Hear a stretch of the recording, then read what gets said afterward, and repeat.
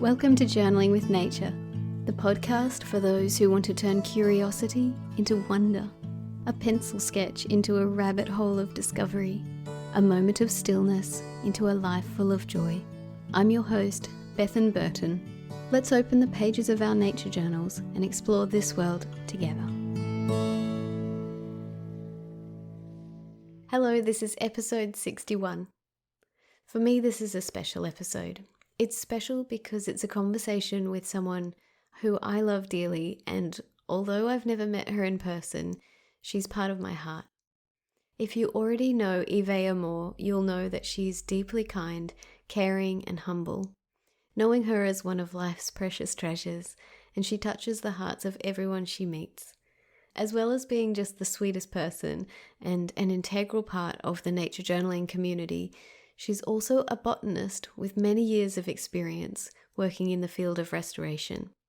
In our conversation, Yvea talks about her restoration work and how nature journaling has been the perfect tool for helping record information in the field. Let's listen.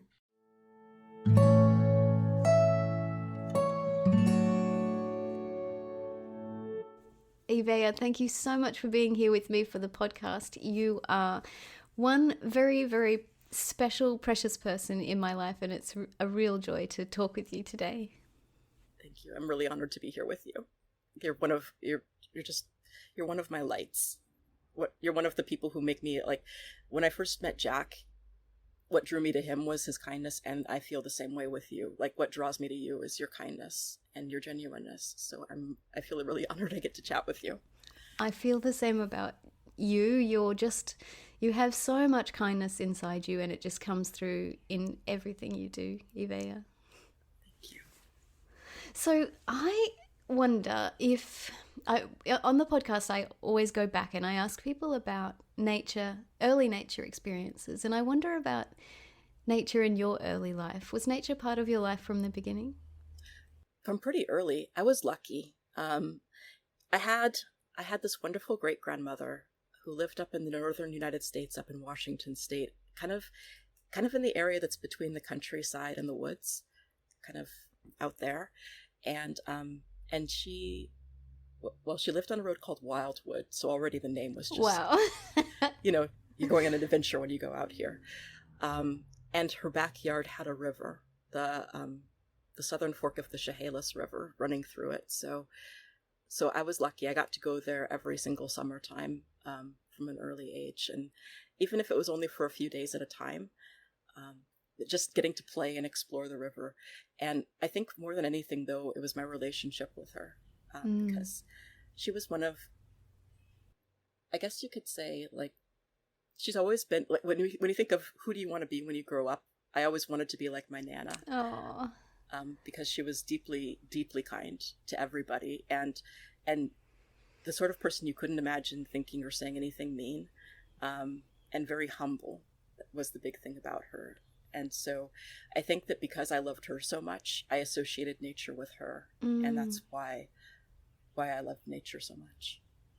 Do you think she lived there because she wanted to be close to nature? Was nature a big part of her life as well?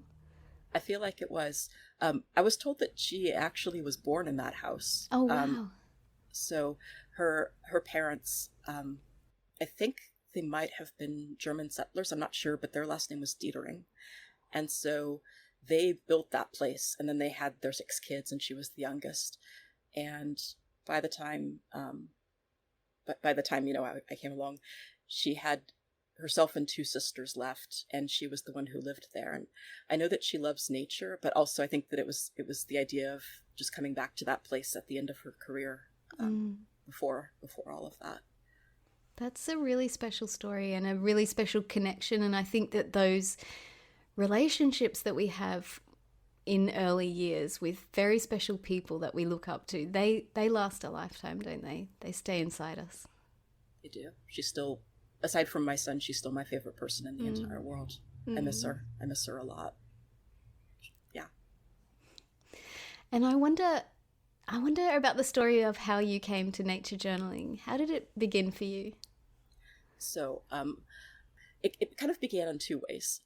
My godmother was a teacher librarian in the school system, And so she was always getting her hands on new books and looking out for them.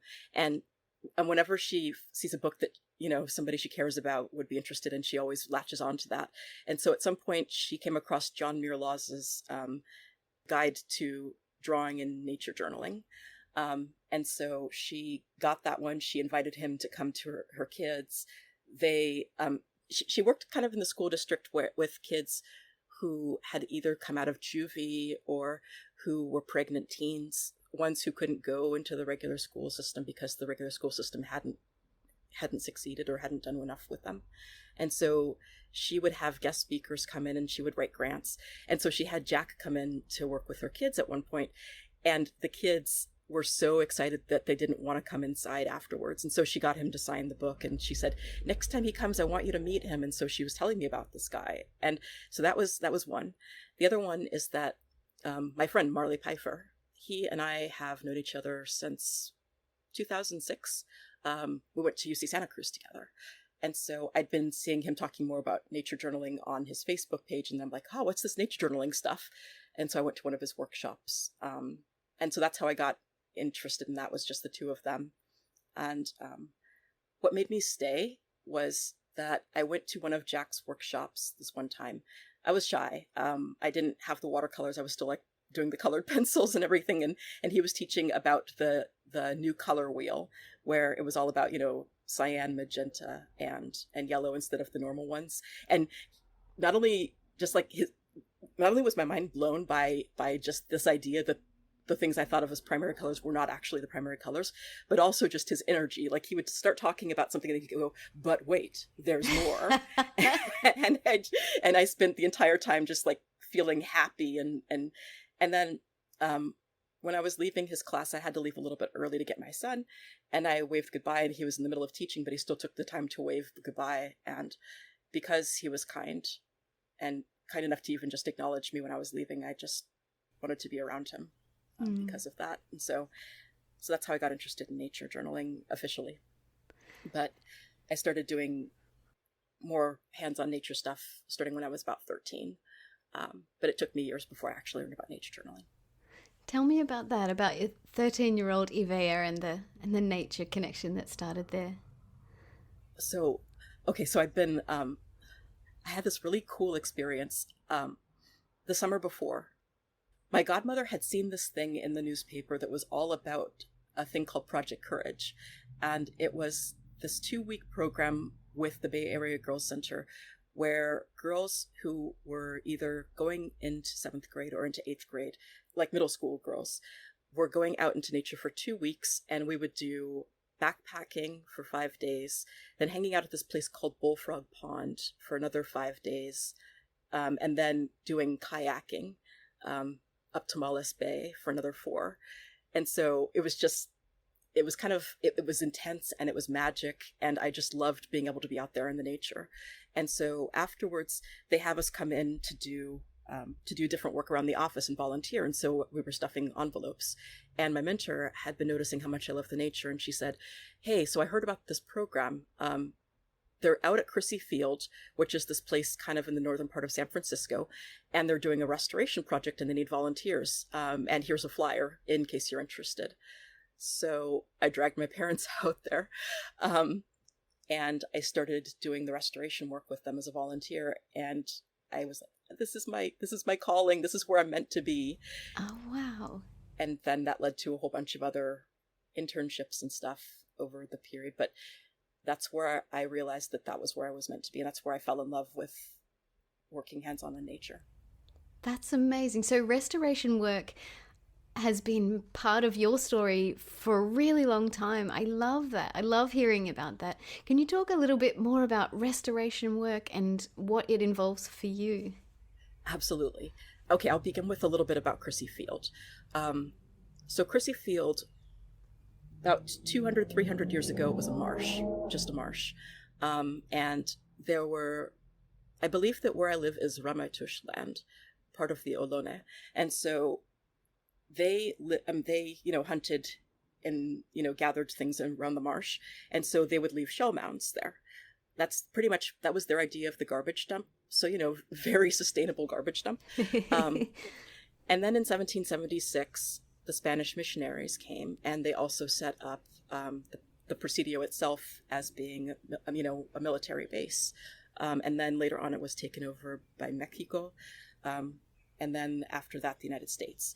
And so it became a military base from 1776 on. And so the marsh gradually became a dump. And so if you go back through the history, you can see the different kinds of trash that there were over the different eras. So everything from broken up pottery to, old uniform scraps to old munitions, and then eventually cow corpses. For some reason, I'm still wondering why the cow corpses. And then eventually, like, the ruins from the 1906 earthquake, and then also from the International Exposition in 1915. So layers and history of trash in there. And by the time it was filled in, then it became an airfield for the United States military out there. And so they had some different flights coming from there. A couple of them were historic. And then by the time the military was done, then it was a parking lot. And so we have this parking lot. In 1994, the military sells Crissy Field and the rest of the Presidio to the National Park Service for $1. It's symbolic. And then we got some donors, I guess. They got donors, and they decided they were going to restore this marsh. So when I joined in 1999, they had already excavated out the marsh and taken out all of the trash, but it was just a gigantic sand pit. And we spent, at least when I arrived, we were still doing the planting. And so we planted plants all around the marsh, native plants, and then also over the dunes that had been reconstructed from where the army had destroyed them. And about 2 months later, I came back one day, and it had been, the water had been allowed to flow in from both the San Francisco Bay and from the local watershed. And so suddenly, instead of the sand pit, it's water, water, water everywhere. And it was amazing. It was utterly breathtaking. And so after we were done with all of the planting, then we spent, years even to this day weeding. Or there was this one horrible time where they'd also resurrected the historic airfield. And so there had been this duff raining down from the airfield where they'd planted the fescue. And so it was raining duff all over our plants. And so we had to dig them out for a long time. It was a battle. There were volunteers going, oh my God, it's the duff again. And so we're all mad at the duff. And then weeding. And then we eventually went to other sites within the Golden Gate National Recreation Area. And, sometimes picking up trash, but usually weeding. And I'm trying to think about what other kinds of duties we do. I had some summer internships where we were doing line point transect monitoring or quadrant monitoring so that we could look and see how many, what percentage of the plants were still alive or what percentage they were covering and get all the data that way. So a lot of data collection. And yeah, years later, here we still are. That is an amazing story. How fun to see it right from the beginning as a sandpit after all that history and all that exchange of hands, and then now to put love and energy into it over so many years and see it how it is now, and to be there still caring for it, still pulling weeds and maintaining. That must feel so good, must feel so amazing to look at a site that you've restored and to see what's been done and what's been achieved. How does that feel when you look at a site that you've been working on all these years? I can honestly say every single time I go back to Crissy Field, even if it's every single day I go back, I fall in love with it even more. And whenever I'm out there, it feels like I'm saying hi to old friends. I'll walk among the plants, and maybe I didn't plant the exact plant I'm walking by, but I feel like it's because I've seen them grow, because I remember when we planted them. I remember how, I remember our first big planting was, we were planting over the shell mound that had been left behind because there were historic shell mounds that we didn't want to excavate out of respect for the Ohlone heritage. And so one of the days we planted the native plants on top of one of the shell mounds that I found out later, and I still walk back by there, and the plants are waving in the breeze, and it just feels like coming home every single time I'm out there. Yeah, it's special to me. I feel protective of that place. And the other thing is that San Francisco has gone through a lot of changes in rent, and so a lot of those of us who grew up here can't afford to live here anymore. And I know that if I weren't living with my family, I wouldn't be able to live here either. And so people leave for different reasons, and some of my family members have been like, yeah, I might as well leave. But I can't, because by being at Crissy Field, it feels like this is my, it's my roots on a level that I can't really explain very well, but because I planted something and cared for something here, I really can't leave this place because I feel like I planted here too, in a way. Yeah, that makes me feel emotional. That's really a special thing, isn't it? Wow.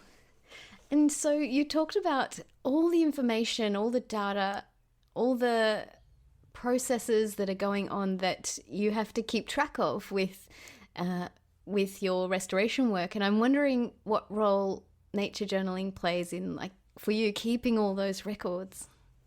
So nature journaling is, well, okay.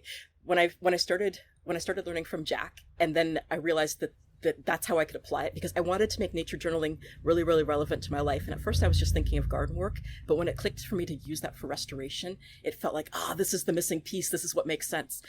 Because at first it was going to be about keeping records and like letting myself really sink into the questions of the place and understanding the ecosystem better. But I also noticed that it's a way of keeping a little bit of the magic of the field with me when I go home, and falling in love with it over and over again. And also because I think probably myself and other people come to this thinking where, how could you go to the same place over and over again and not get bored? But by keeping a regular record, I've realized that it is possible, that there's always something new to see, or there's always questions that go deeper. And so I've been keeping records of this one particular place I work right now, which is Battery East, since I want to say February of this year, when I got to come back more long term. And it's October now, and I still have so many questions, and it hasn't gotten boring for me. And it's made me better at being a restorationist, because it will make me think about processes in a way I didn't before. So like, for example, growing up, there was a lot more rain during this particular season. And so I got used to the rainy season as being the time that you plant the plants, which makes sense. But then I hadn't really thought of the weeding as having much of a schedule. But now that I'm keeping notes, I'm realizing just how much of a schedule there really is. So like there's bird nesting season, and that starts in March and it ends in August. And I didn't realize until this year that really means that we can't be pulling up Cape ivy, which is our main thing that we have to go after. We can't be pulling it up during that time period because it entangles itself in the shrubs where the birds nest, because the birds don't just nest in the trees. But I wouldn't have been able to really think about those connections if I hadn't been writing it down. And so then I would notice, we're going after the poison hemlock at certain times, but a lot of times when we're going after weeds, it's after they've already flowered and are beginning to produce seeds. But by keeping notes of when the seedlings come up, then I catch myself thinking, why not go after these plants when they're just seedlings and save ourselves a ton of work? But then I wouldn't be able to remember when the seedlings were coming up if I hadn't written it down. So it makes me a much better restorationist and planner. It helps me notice patterns better. And then it also, like, I can write down the discoveries, and it's concrete in my mind when they happened and what happened. Those are such interesting observations that about the bird nesting and how you don't want to displace them by moving the weeds. That is such important information. Wow. And so I was hearing you talk on Marley's show about the different things you include in your journal when you're doing nature journaling at a restoration site, and you talked about maps and landscapes and species inventories and weed inventories. Such a rich, amazing array of things that you can put down and that are useful in your situation. It's been so much fun. A lot of it has been taking lessons that Jack or other teachers have taught me, and just finding new ways to apply them or make them work. And I feel like there's still so many more tools I need to learn and apply. So like, for example, there was this one particular Sunday, and I think I've told the story before, but I'm going to say it again because it was that fun, where Melinda was teaching us different ways of recording information about leaves. And one of the cool things that she showed us was how to paint a leaf and then press it down into our journals so that we can make a print of it. And immediately that made me think, oh, this is going to make it so much easier to render leaves that are really complicated, ones that have lots of like little leaflets on them. And my main example with that one would be poison hemlock. And so it helps me to be able to print like that. But then I wound up taking it a step further on a particular day when, for some reason, maybe it was the humidity, maybe it was the leaf itself, the print wasn't working. So I painted the negative space. But I would never have thought of that if Melinda hadn't taught us the first step about making a print and about different ways of capturing that information, or about like the way that Amy Schlesser talks about doing diagrams and the way that you can make any picture into a diagram, and that immediately makes it more informational and more useful. And so it's almost been like an Easter egg hunt of finding different tools that different teachers use, and then like, how am I going to work this into my kit? And I feel like I'm only just scraping the beginning of it. I feel like there's so much more I've got to do. That's amazing. I'm interested because I have a friend who also works a lot with weeds, and she said that when she looks at a landscape, often people will say, oh, there's a beautiful landscape, but because her eye is trained to weeds, she just sees it as a weedy landscape. And I'm wondering if your knowledge of weeds sort of spoils your view sometimes, or how does it feel when you look at a landscape and you know that that's a weed, whereas someone else might just see nature, but you see weeds. I don't know if that happens to you as well. It does. And I feel kind of bad. I feel like I'm being kind of a killjoy because we'll be walking around the landscape and people will say, oh, look how beautiful that is. And I'll be like, oh, that's the poison hemlock. That's so much he's. And then I'll wring my hands menacingly at the plant and, give it the evil eye. And I think that people are very nice to me, but I think that people secretly are going like, okay, crazy plant person. So I don't want to be a killjoy. So I try to remember that I'm talking about plants and not just, I'm talking about a living creature, a living being. So I try really hard to be more respectful, but it's difficult when everything in me just wants to pull them out. Yes. Yeah. So I'm thinking I need to maybe go backwards in my practice and look at some of the plants that I think of as being weeds. And I started doing this, but I think I need to really dedicate to doing this and start drawing them in their natural habitat, and then also looking back about all of the ways that they're used, not only for people, but also, which pollinators love them, what their part is in their ecosystem, where they live. And okay, this is how do I explain? So eucalyptus, eucalyptus because they grow in Australia, and that's where they're from. And so we have a lot of eucalyptus here. And even though it's not where they're from, a lot of us, like, recently, I want to say like a year and a half ago, I learned that the eucalyptus have begun being more adapted into the landscape by some of our local plants and animals. So I've learned that there's a ton of pollinators that seem to really love them. I've learned that red-tailed hawks prefer the vantage point on top of them because they grow taller than the other trees in the area. And so, and then there's this one particular plant, poison oak, which I actually happen to love, and poison oak treats eucalyptus like it's BFF and just like hugs it and is going, yeah, let's climb. and so this plant that I was taught for so long is like not so great for our landscapes because of some of the effects that, like, it has kind of an allelopathic effect, where that lovely essential oil that we love to put and smell, it kind of coats the sand where I live, and so as a result water cannot percolate, which is a great adaptation for the eucalyptus to survive. And one thing I would love to do is to go to Australia and see what other plants grow alongside the eucalyptus, because I'm sure that the plants there have adapted to the eucalyptuses, but the ones here haven't. And so it makes kind of an interesting thing, because on the one hand we're told not so great, but on the other hand we see how our landscape is kind of embracing the eucalyptus. And so I want to do that with all of the plants that I think of as being so-called weeds, because, well, okay, so to quote somebody very dear to me, a weed is just a plant out of place. And so it doesn't mean that the weeds themselves are bad. It's about balance, I guess you could say. Yeah. My favorite weed story is that there's a plant here that I'm not exactly sure where it's native to, maybe somewhere in South America. We call it lantana. Do you have lantana where you are? As an ornamental, yeah. Okay, so here it's absolutely out of control, and I used to live on a mountain near here, and there was a lot of road accidents on this mountain because it's very windy and people drive too fast, and the lantana is so thick up there that we heard of someone who had gone off the road. Her car had completely gone off the road, and she survived. The lantana caught her car. It was so thick that she was recovered. She's fine.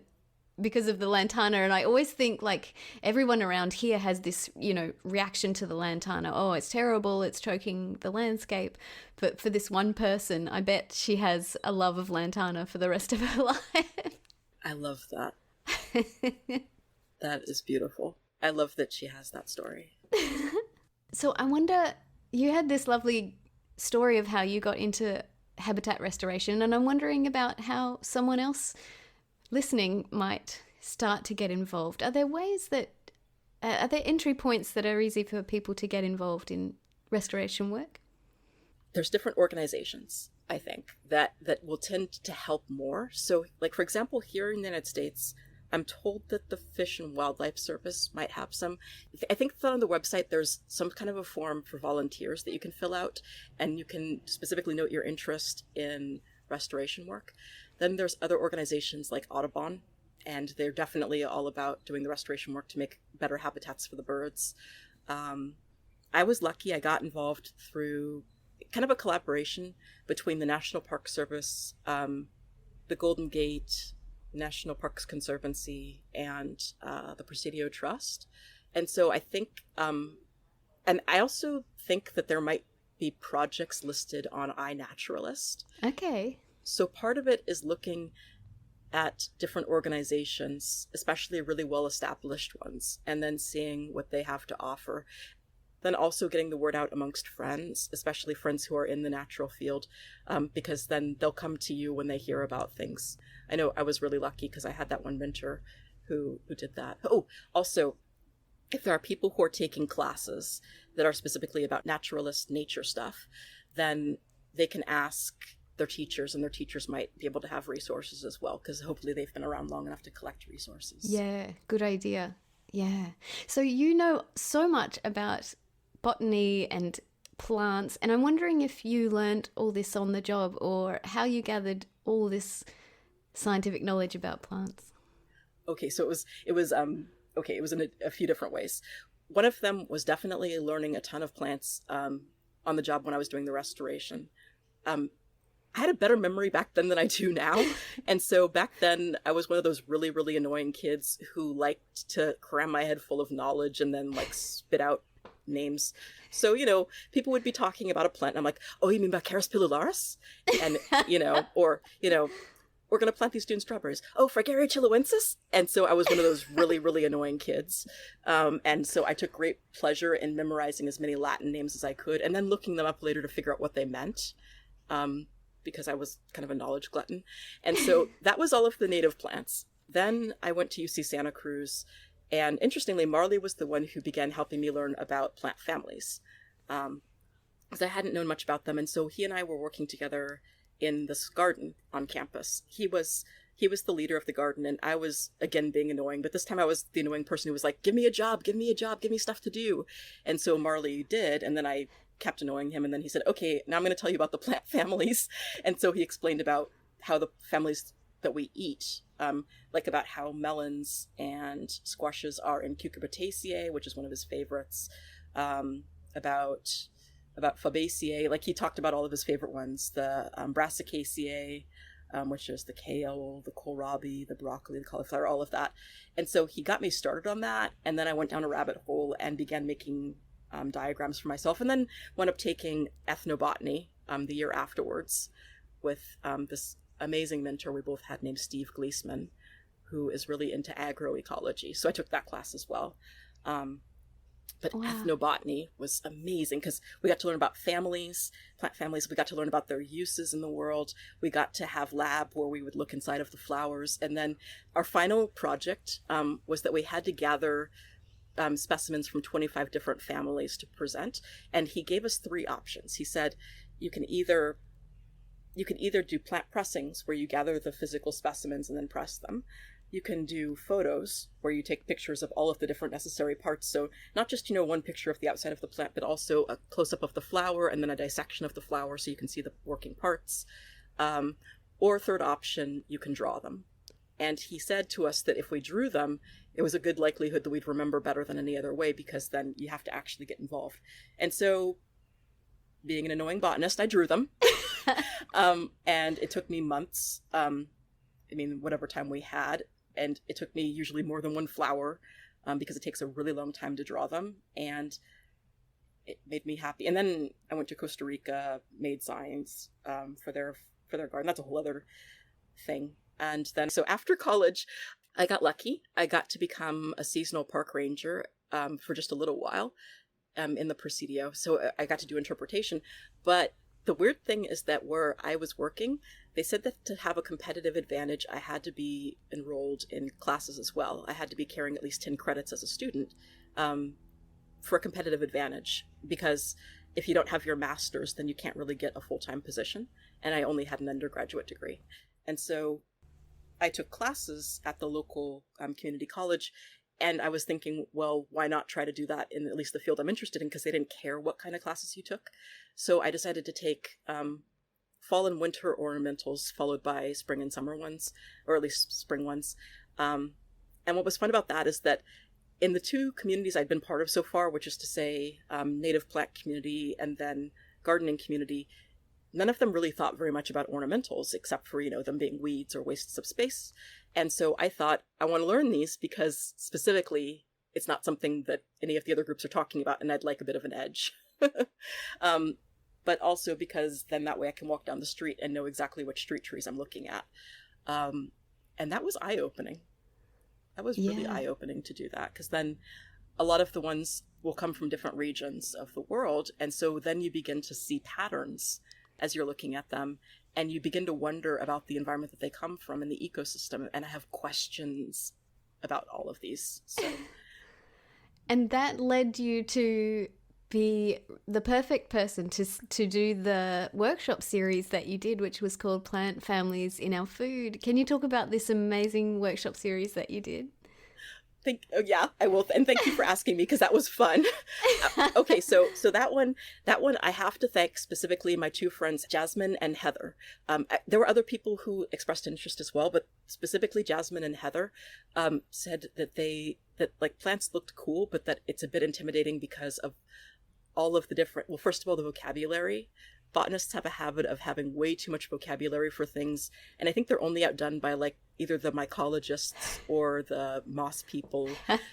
It's one of those annoying things. And so combo of the vocabulary and all of the plant families. And so because they were interested and because I'm passionate, I was like, okay, well, maybe this thing might happen. It might be fun. And then what else? And then it wound up just being fun, just trying to decide which families to do. I've got made fun of later on by one of my supervisors that I chose the easy families. Oh. I chose 8 families, and I'm currently creating series 2, but these ones are a bit harder to find.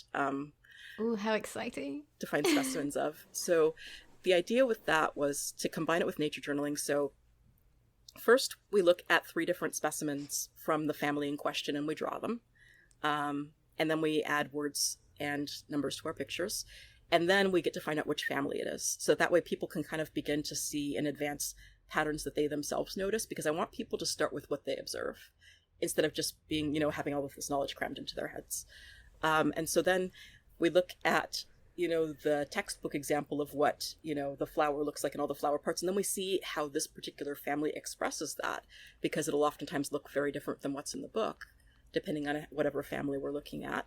So for example, a diagram in the book might just have 2 stamens, the parts that make the pollen, whereas like if you're looking at Rosaceae, the rose family, it has a ton of stamens, and so it helps to kind of know how that varies.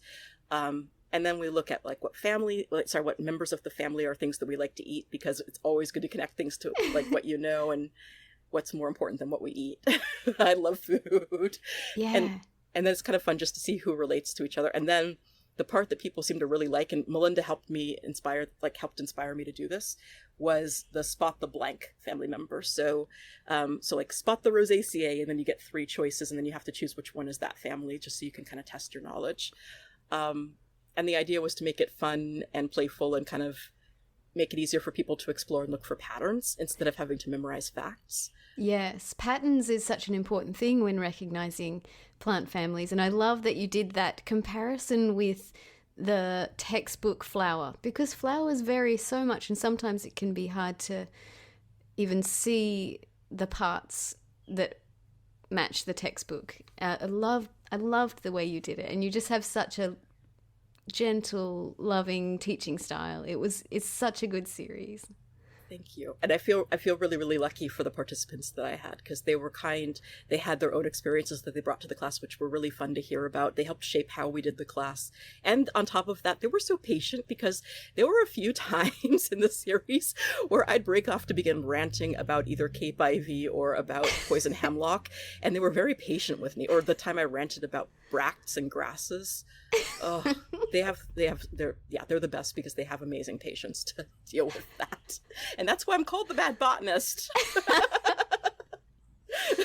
That's so, so sweet. I love that you have become like the person who brings the community together. So as well as plant families in our foods, you are very well known for running Pencil Miles and Chill, which is your way of gathering the community together and keeping everyone connected. And I'd love for you to talk about that as well, and what happens in those sessions. I would love to. Okay, so first I'm going to describe what happens in the sessions, and then I'll talk a bit about the history, because I have to share credit with a lot of other people who got us here. So what happens in the sessions is it's meant to be as low key as possible. There's no homework, there's no instruction. It pretty much is an online hangout where people get together. They can either work in their nature journals, finishing up things, starting new things, whatever they want to do.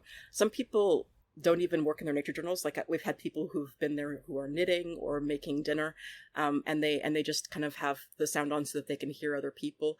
And the main idea is for people to be able to hang out with each other, because it started during the last year of the pandemic, and it's the acknowledgement that COVID is very lonely, that it's very lonely to have to be in isolation, and to give people a chance to hang out with each other. So we can share adventures about our nature journaling, or we can share struggles and be kind of like, hey, I don't know how to draw XYZ, or, what does this particular thing mean that everybody keeps talking about? And then we can kind of talk about it. And a lot of times we talk about books, because a lot of us are book addicts, and we have a coveted book list, so-called. We like to joke and call it coveted. But people, after a while, people began naming so many books that Janai started a Google document where we enter in books, and then we write down comments about books that we like, so that way people can kind of see almost like a discussion or a dialogue, or just see what who likes these books. And the most popular book on there is Braiding Sweetgrass by Robin Wall Kimmerer. So it's kind of fun. And then our only rule in our group is to be kind to each other. Because, one thing that Jack does that I really appreciate in his groups is that he tries to bring people together from everywhere, and he makes it really clear that we don't talk about politics, because we know that can be very divisive. And so it's the same way in Pencil Miles and Chill, is that we know that everybody comes from different backgrounds. In terms of our nature journaling, in terms of our art, because art can be sometimes an area where a lot of us feel really self-conscious, and in terms of our life experiences. And so it's the reminder to be kind to each other when we're talking. And sometimes we can go into really personal subjects if that's what people are needing support with. So that's sort of what Pencil Miles and Chill is about. But I'm not the one who really started it. That credit goes to my wonderful friends Gargi and Akshay, who at the beginning of the pandemic, they had started, I think it was one of those Google spreadsheets. And so it was pretty much like online hangout party. And they were having people get together so that, people could just draw together. And that way, even though we're all online, it's almost like sitting in the same room. And then that evolved so that it became people saying, oh, I'm interested in this subject.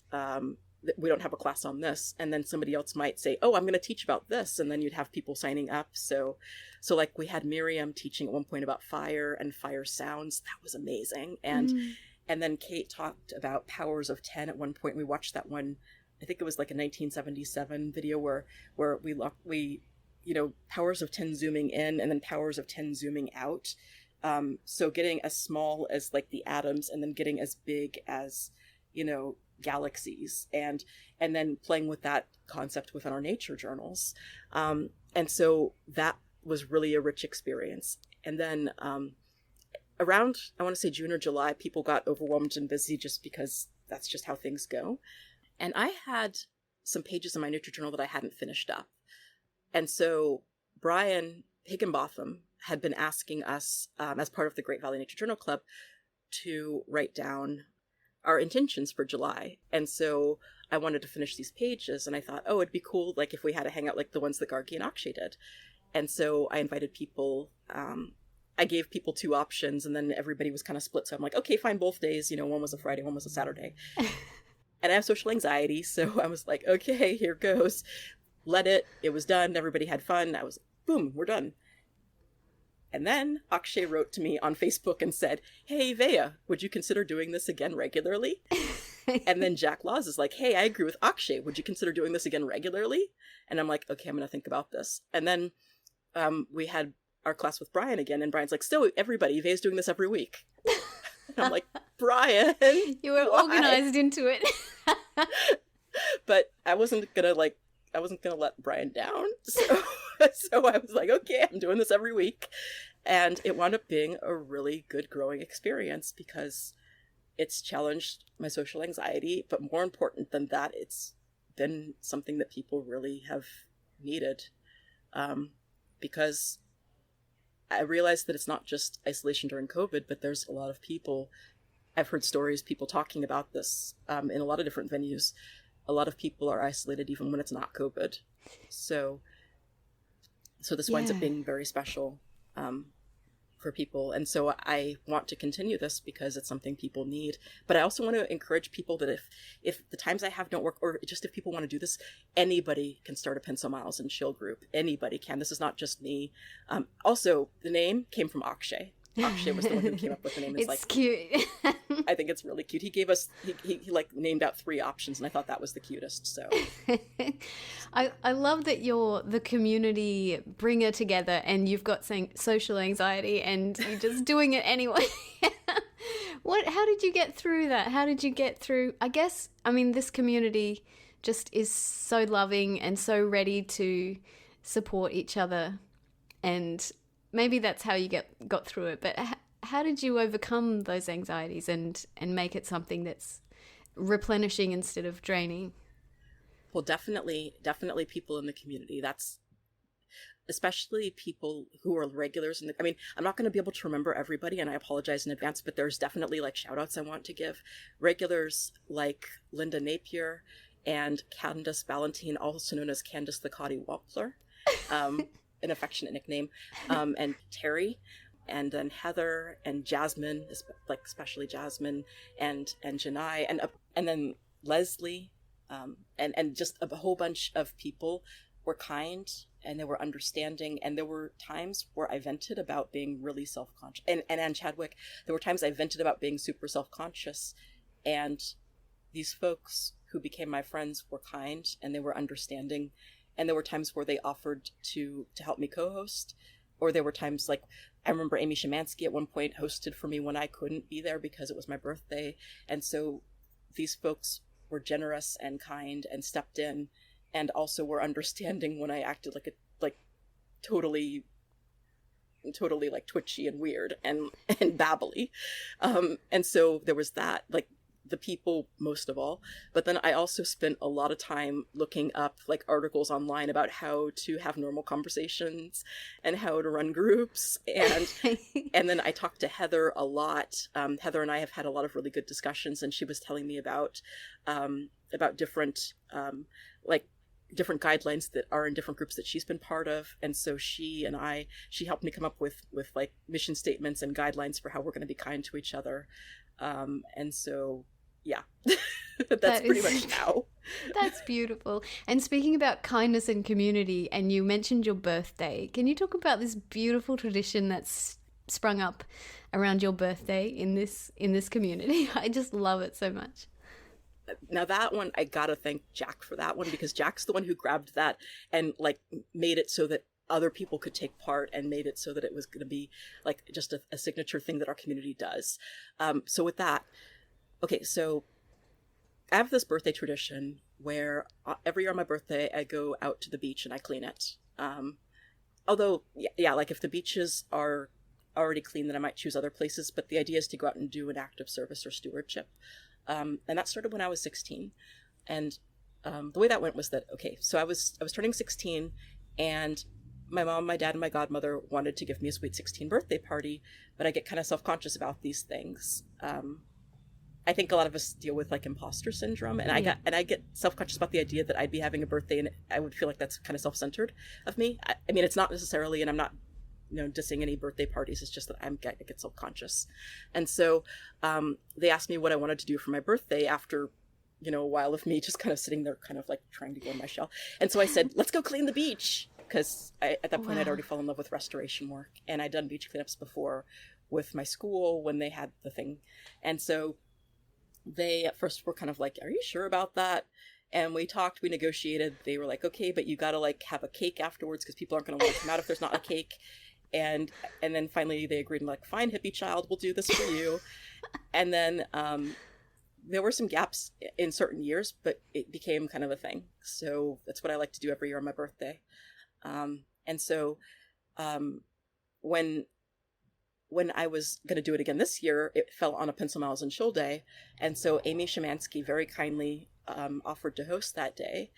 And I was letting people know at the end of one of Jack's classes so that people wouldn't be surprised if I wasn't there, and, that they would treat Amy Shemansky with, love and kindness. And so Jack wanted to know what I was doing that I wasn't. And so I told him about it. And then he's like, "I want to do that too." And then it just kind of became a thing. And so also, if a person's birthday is on that day, even if we're not all together, we can still go out and honor each other by doing a bit of active service for each other on each other's birthdays. So like recently, our friend Catherine Sky had a birthday, and Jack went out to this one river that's nearby his home, and with a big trash bag, because that river, I guess, regularly carries trash out. And so he sees it getting filled with trash all the time. And so he went out there and got a huge bag of trash. And he did the same thing on my birthday last year with his two amazing daughters, the adventure girls, Amelia and Carolyn.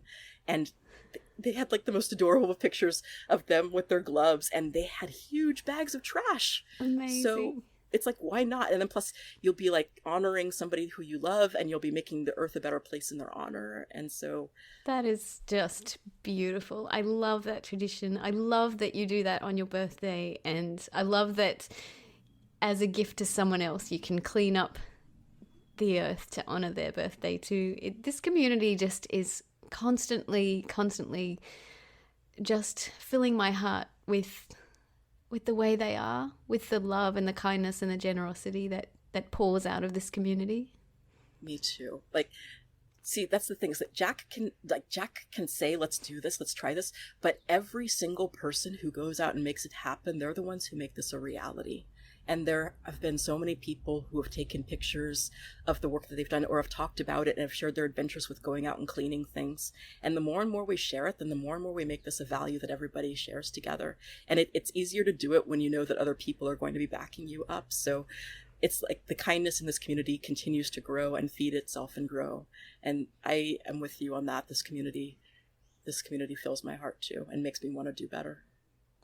And I'm wondering about, because there's been so much connection that's been made through the internet, across countries, across time zones, because everyone's been separated, and things are beginning to change now and to open up a little bit. And I'm wondering about your thoughts on that, about what is going to change when things open up again, and what we need to hold on to in terms of connecting through these extra channels that have been developed. Oh, that's such a good question. I think that as things open up, there'll be people spending less time online and more time in person, at least for a lot of people. But then there might be people, though, who still need the online support. Especially, I know that we have a lot more nature journal clubs opening up, which is wonderful. But I don't forget that there's also a lot of places that don't have nature clubs, and there are still people who feel very alone out there. And so I think that a lot of us still need online support, but especially people who feel isolated where they are. And so I think we should keep using our connections with each other to help people until they're able to form their communities, or until they're able to find each other in person. And also to keep the connection with online, so that way instead of just going and doing something local, we can keep talking to each other, like the way that you and I are talking, and you're in Australia and I'm over here in the United States, but we're still talking, we're still connected, and I want to keep that so much. I don't want to lose touch. And the same way where a lot of us who have been online for the past year have made sometimes some of us have made even our closest friendships. Absolutely. With people who, with people who live on the other side of the world. So I hope that we can keep that. And my friend Candace was saying that she thinks it's gonna require both, and I can imagine it taking a really big balancing act to figure out how that's gonna work. So maybe that will mean that there'll be less online classes, but that the ones that we have will still be consistent and will still be really, really quality. So like instead of having, like, I know that, for example, Brian and Melinda have been doing the entire pandemic, have been doing classes every single, in Brian's case Saturday and in Melinda's case Sunday, but then recently they've kind of changed their schedule a bit so that Brian will do it every 2 weeks, and I think Melinda will do it every 2 or 3. And the thing though is that that's fine. It's because they realized that there were other things that they needed to do. So Brian has to do more things with the kids, and Melinda needs to take more time with her family. And the thing though is that because they're consistent, even if it's every 2 weeks instead of every week, we'll still consistently show up and we'll value that time even more. Yes. And so that's their way of finding the balance for what they need. And I think because we know not to abandon the connections we've made with people online, we're going to keep through that too. And we're going to keep true to that. And also recognizing that we don't have to do everything, that and especially because online, sometimes it felt like there was kind of an avalanche of different classes that were being offered. I know I haven't even got through a quarter of the ones I want to do. Yeah, me too. And I know I'm sure that a lot of us can be really hard on ourselves, but we don't have to be. It's okay that we didn't get to do everything. It's still gonna be there, or if not, then we can celebrate the connections that we made. And I guess that's the thing I think that we're gonna be kind of balancing, is how to keep the connections in face-to-face life versus screen-to-face life, but hoping to try to keep both. Yeah, that's beautiful. And I think celebrating the connections is where it's at. And there have been some amazing relationships and ties that have developed. And I'm grateful for that every single day, that we have this ability to have video calls, to have this ability to build relationships, on opposite sides of the world. It's thrilling and amazing. And I'm so grateful for that. Me too. And you just made me think of something too. One thing that I think is going to definitely grow, speaking of online stuff, I'm sure that the International Nature Journaling Week is going to grow every year, because I love the way that you organize it so that way there's 2 classes. It's not overwhelming. It's perfect because you get 2 opportunities to be with people. And so like you can take a class at one point and then spend like the rest of your day excited about the next one that's going to come. and you gather people from all over the world together. And I think that where you create is a haven for people, because there'll be people in different places where they don't have the in-person connections, but because you open it up to everybody in the world, I can only see that growing as more and more people are looking for, how to fit in or how to find support. And I feel like what you've organized is going to become a place where people gather together to find that support. And so I hope that like as many of us as possible can support you and what you do, and make it so that it's like as many hands as possible helping you. This year was bigger than last year, and that was because there were so many helpers, so many people volunteering their time and energy, and you were just so generous with your time as moderator. I want to say you are an amazing moderator. You preempt what the speaker needs. You're in there with links before the person has even asked for them. You're incredible, Yvea. You're an incredible, generous, magical moderator. Thank you. I get a little enthusiastic, so I'm glad that it was helpful. It was amazing. It was like you were reading my mind. It was so good. I was just really, really, really happy to be helping you, because you're the one who puts all of this together. You do all of the work. So anytime, and I'm sure that there's other people like me, but anytime we see somebody who's doing all of that and we're like, can we help you? Can we help, take the load off? And also, can we get the privilege of working next to you? You're so generous. You're just amazing. I was just really happy to work with you. Oh, I wanted to ask you, so the Nature Journal community, because of John Mueller's, has these two amazing triads that we use. We talk all the time about the prompts I notice, I wonder, it reminds me of, and the other triad, words, pictures, and numbers. And I want to talk a little about that, if that's okay. Yeah, totally. So we keep returning to these prompts. I notice, I wonder, it reminds me of. They're just so useful. They're just a wonderful way to start and break into a page. I'm wondering the value for you of those three prompts. Why are they so powerful and useful?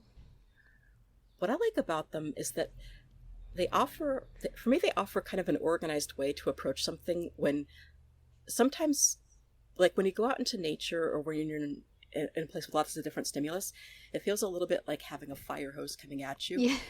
And I get a little overwhelmed with figuring out how to sort out all of the different things that I'm seeing.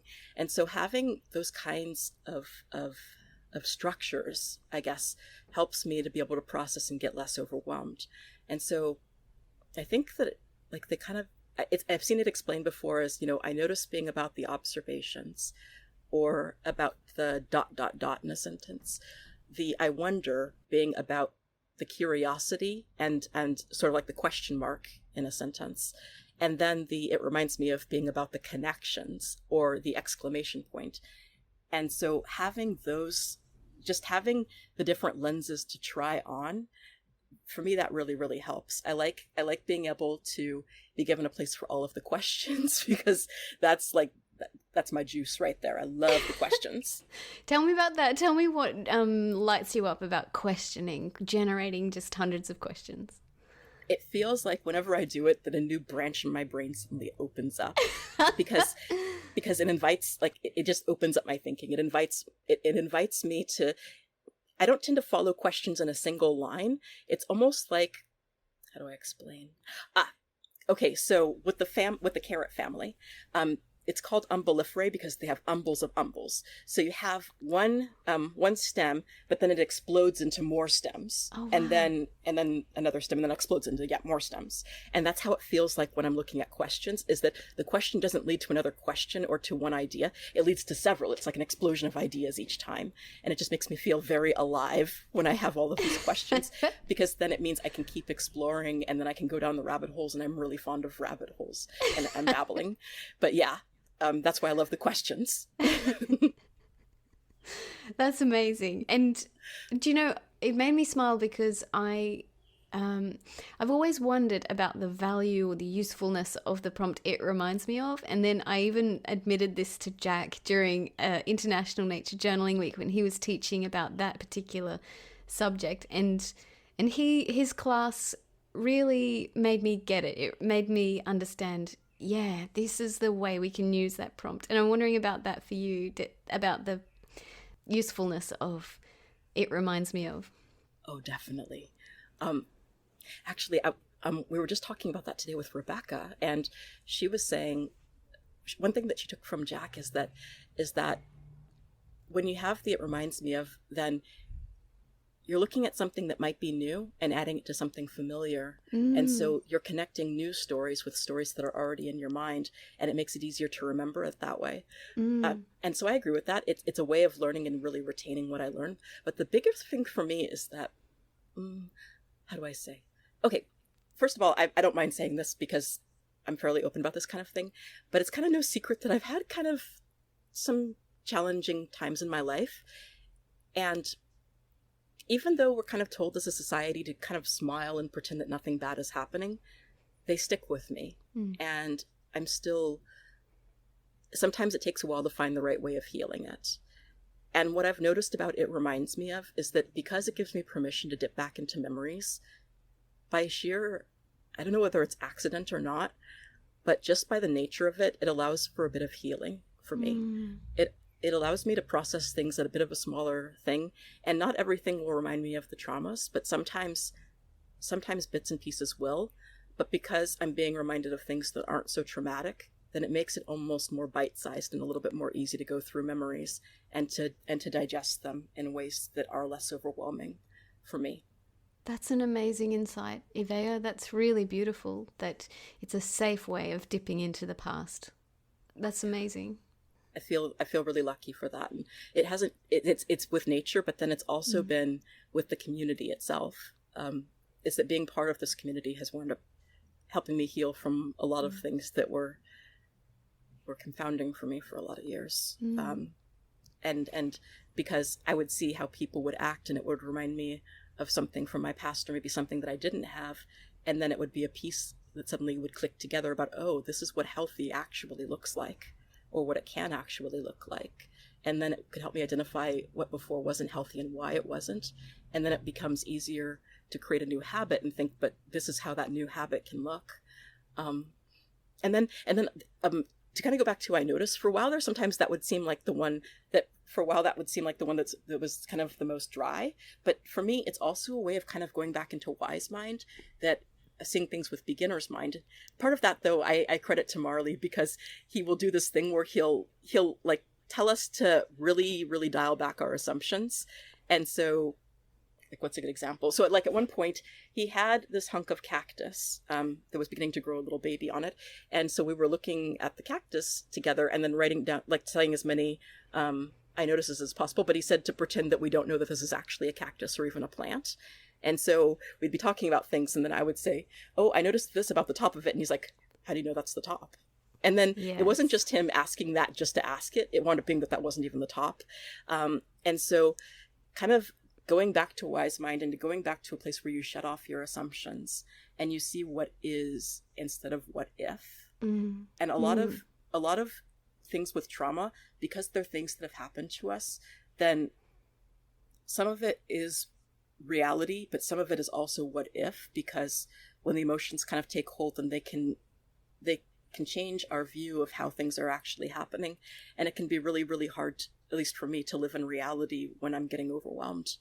And so the I notice is a really great way of returning back to what is and what's happening now, and to feel more present.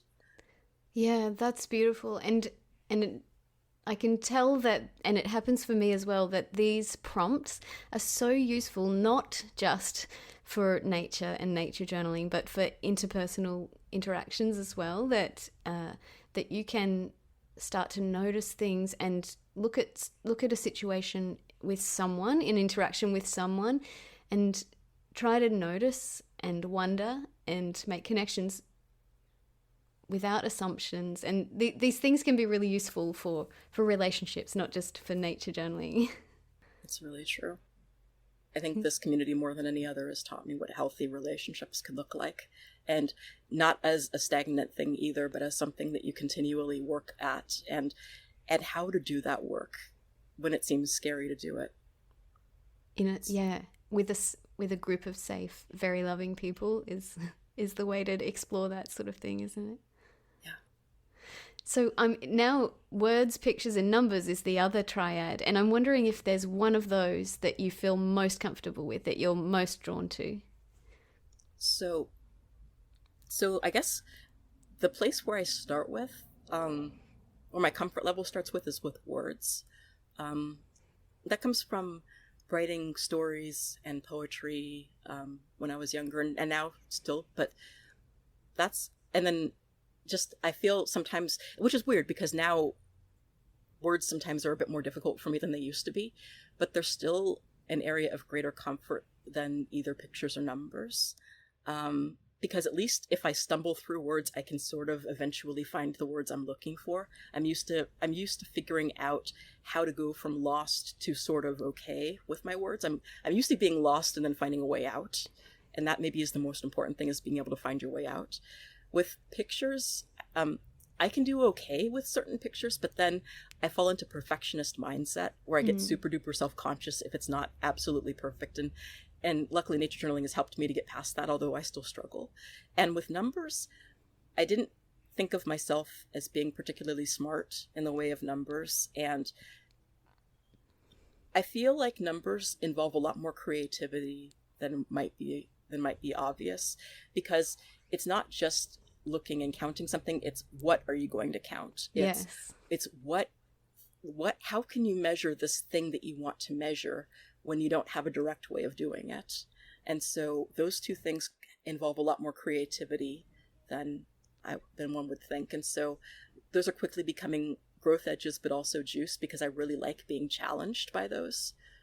But yeah, I would say that words are your comfort place. I feel I love this community because there are people focusing whose minds and journal pages reflect one or the other. So Rebecca Rolnick is all about words and you're about words. And then there's some people who are just really good at the picture side. And then there's some people whose brains really work in this way that numbers flow out and they can see numbers all around them.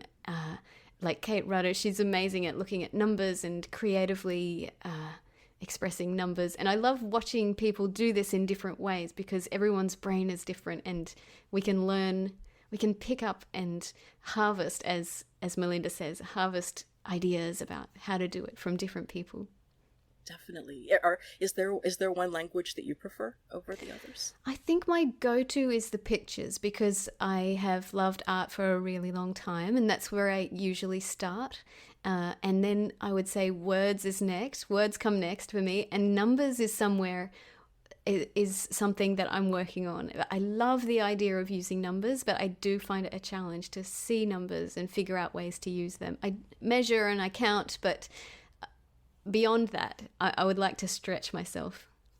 So watching other people whose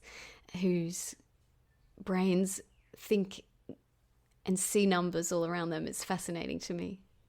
I totally agree. And I agree also about Kate Rudder being very inspirational with that.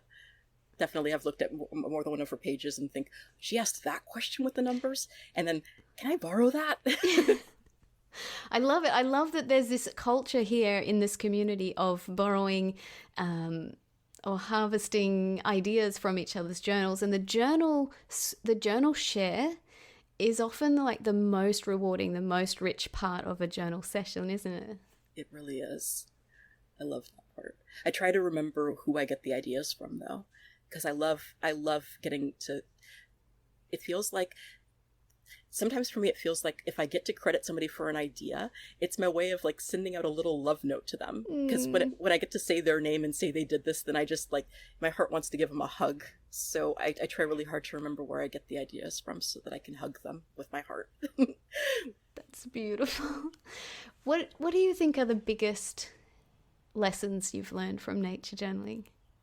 Well, I can say that it has re-sparked my excitement and enthusiasm.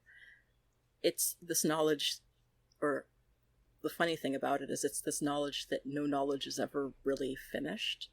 There's always going to be more questions, and even the thing that you think you know is going to change because, you know, everything's changing around us. There's global warming, there's just geologic time in general.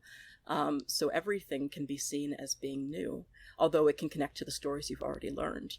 And so I've learned that having a beginner mindset can feel deeply comforting in some ways, to see everything as being new, and that having that, like, a lot of people will act, or like, at least in my life, I've been I know that people will kind of look down on other people for being dumb, and I'm not really fond of treating people that way, ever. Of course not. And for me, though, it's this feeling that there is no such thing really as dumb, because it's always going to be new. And I like that. I like knowing, like, I love that feeling that there is really no such thing as being dumb, that there's just being really, really observant and paying attention. And also the lesson of nature, within nature journaling, that there's always a way of starting anew and growing again. Like, at first it starts out with the journal page that that's difficult to draw. Fine, draw it again and again, start again and again. And it's not supposed to be about getting it perfect on the first try, because it is about hard work. And it's so validating to know that it's about hard work, and that it's not about being born with talent. It's about doing the work over and over and over again. And that it doesn't just apply to nature journaling or to being a nature observer. It applies to relating to people too. It's refreshing to know that you can have that. One thing that I really love about nature journaling is that I feel like it's an investment in a lifetime. Like, you don't have to do a page and then think it's finished, because you're constantly, you're sort of investing in discoveries for a lifetime. And so you you might see something in the garden, and then that's not the end of it, because you're going to see it next year, or you're going to see it the year after that. And this idea that you're sort of just committing to opening yourself up, that thing of investing in a lifetime's worth of investigating, is something I find really special. Me too. I love that part. Yvea, thank you so much for being here with me today. I just have enjoyed it so much, connecting with you and hearing more about your story. And I can feel that for you, the heart and the love and the kindness is such a big part of your experience of life and experience of this community. And I just want to thank you for sharing that with me and with us as a community. Thank you. Thank you for having me. And I'm so happy I got to hang out with you and talk with you. Someday I'm going to meet you in person, and I'm going to give you a huge hug if you want one. Absolutely. Absolutely. I can't wait for that. Thank you.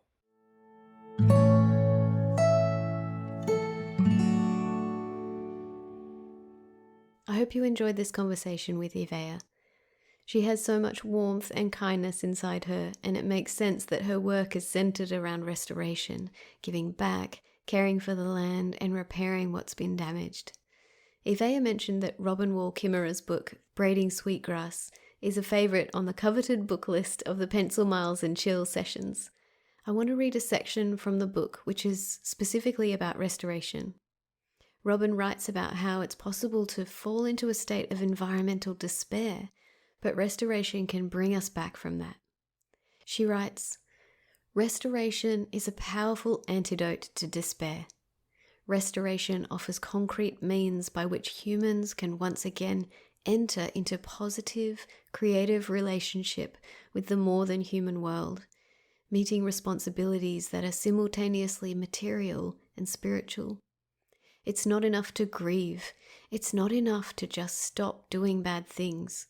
We have enjoyed the feast generously laid out for us by Mother Earth, but now the plates are empty and that dining room is a mess. It's time we start doing the dishes in Mother Earth's kitchen.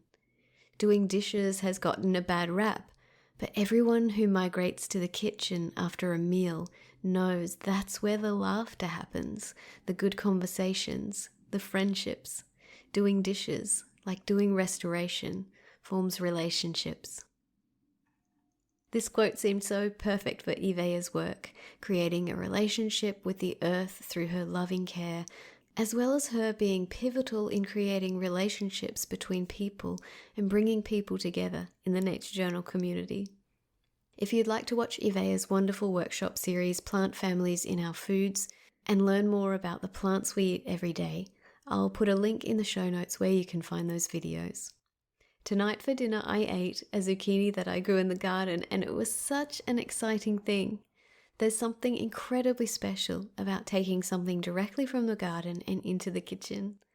Yvea's workshops are so much fun because knowing about the plant families we interact with every day just deepens this connection even more. Thank you so much for listening. See you next week.